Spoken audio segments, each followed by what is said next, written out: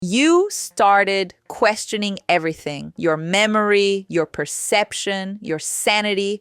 You'd leave conversations feeling confused, wondering if you imagined the whole thing. You thought you were losing your mind, but you weren't. Someone was deliberately making you feel that way. You're not crazy. You were gaslit. And today, we're going to untangle everything they made you doubt. Gaslighting is one of the most insidious forms of psychological abuse because it makes you distrust the only thing you have, your own mind.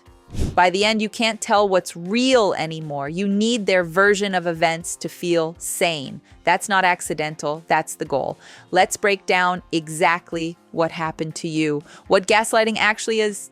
Gaslighting is systematic psychological manipulation designed to make you question your reality, memory, and perception. It's not just lying. It's lying while making you feel insane for seeing the truth. It's him saying, "I never said that," when you clearly remember him saying it. It's you're imagining things when you saw what you saw. It's you're too sensitive when your reaction was completely reasonable. It's that never happened when it absolutely did. It's everyone agrees you're the problem when you've never felt more alone. Over time, these denials accumulate. Each one is a small cut, but together they bleed out your trust in yourself. You stop believing your own experience. You start needing them to confirm what's real, and that's exactly where they want you. How it happens? Slowly. Gaslighting doesn't start on day one. It can't. You'd leave immediately. It starts so subtly, you don't notice until you're already drowning. First, they're wonderful, attentive, loving. You trust them completely. This is the setup. They're building credibility, so when they start distorting reality, you believe them over yourself. Then small denials begin. I didn't say it like that. You're misremembering. You brush it off. Everyone forgets things sometimes, right? Then it escalates. Your emotions are wrong. Your reactions are excessive. Your memories are faulty. Your perception is skewed. Every disagreement ends with you apologizing for being confused. By the time you realize something's wrong, you can't trust your own judgment enough to act on it. That's the trap. You know something is off, but they've convinced you that you're the one who's off. The phrases that rewired your brain. Gaslighters use specific language patterns. See if you recognize any. You're overreacting. Translation, your emotions aren't valid. That's not what happened. Translation, your memory can't be trusted. You're being crazy. Translation, your perception is broken. No one else has a problem with me. Translation, you're the defective one.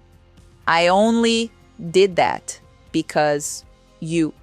Translation, you caused my behavior. You're too sensitive. Translation, your feelings are the problem. I was just joking. Translation, you're not allowed to be hurt. Each phrase is a brick in the wall they built around your reality. Each one taught you to dismiss yourself before they even had to. Why you believe them, you're not stupid for falling for it. Gaslighting works because it exploits your trust, your love, and your desire to see the best in someone. You believe them because you love them, because you couldn't imagine someone who claimed to love you would deliberately break your mind. Because accepting the truth that this person is manipulating you is sometimes harder than accepting that maybe you really are crazy. It also works because of repetition.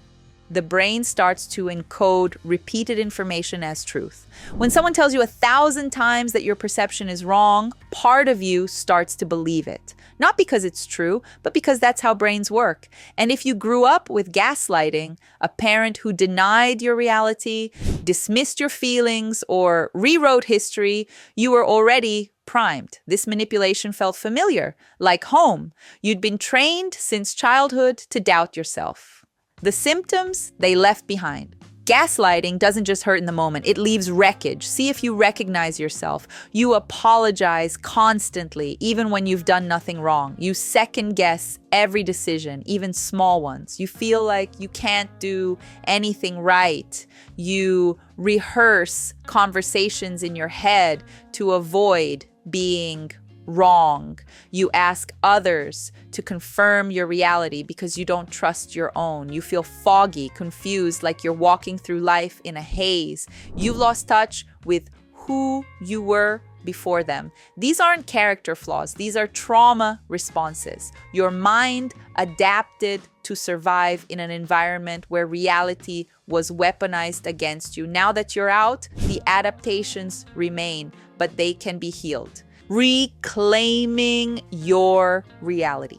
The road back to yourself starts with one truth. Your perception is valid. You saw what you saw. You felt what you felt. You remember what you remember. No one else gets to define your reality. Step 1, name what happened. Say it out loud. I was gaslit. Naming it breaks its power. It's no longer confusion, it's abuse. And abuse isn't your fault. Step 2, document your reality. Start writing things down, conversations, events, how you felt. When your brain tries to convince you that you imagined it, you have proof, your words, your truth. Step 3, trust small things first. Rebuild self-trust gradually. Make a small decision and stick with it. Notice that you can perceive reality accurately. Collect evidence that your judgment works. Step 4, limit contact. If possible, distance yourself from the gaslighter. Every interaction is another opportunity for them to distort your reality. Your clarity depends on space from the source of confusion. Step 5, find a witness. Tell someone what happened. A therapist, a trusted friend, someone who can reflect reality back to you. Gaslighting thrives in isolation. Connection breaks its grip. The truth they didn't want you to know. Here's what the gaslighter never wanted you to realize. You were right. Every time you felt something was off, it was. Every instinct you had was correct. Every doubt you expressed was valid. You weren't too sensitive. You were responding normally to abnormal treatment. You weren't crazy. You were being deliberately destabilized. You weren't the problem. You were the target. Your perception didn't fail you. Someone manipulated you into thinking it did. There's a massive difference. You're not crazy. You never were. Someone made you feel that way because your clarity threatened their control. A person who needs you confused to stay in the relationship doesn't love you. They need you manageable. But here's the truth they couldn't erase no matter how hard they tried. Deep down, you always knew. Something always whispered that this wasn't right. If this validated something you've been carrying, subscribe for more psychology that names what others won't. Comment, what's one thing you stopped trusting that you're ready to reclaim? You're not crazy. You were targeted and you survived. Now heal.